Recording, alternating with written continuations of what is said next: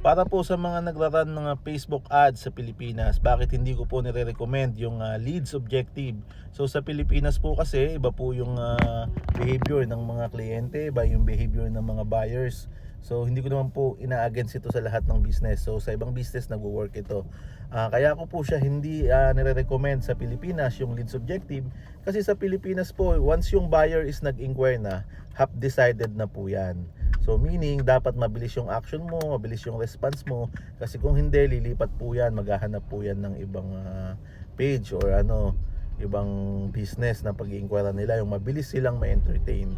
Kasi sa Pilipinas, mainipin ng mga Pilipino, gusto kagad nila is ma-replyan sila, ma-entertain sila. Kaya kung leads objective ang gamit mo, kukunin mo yung email nila or number mo sila, then i-contact mo sila the next day or the next week, hindi na po sila interested nun. Kaya ngayon, pag gumamit po kayo ng campaign, I suggest message campaign, very effective po sa Pilipinas. Thank you, bye bye.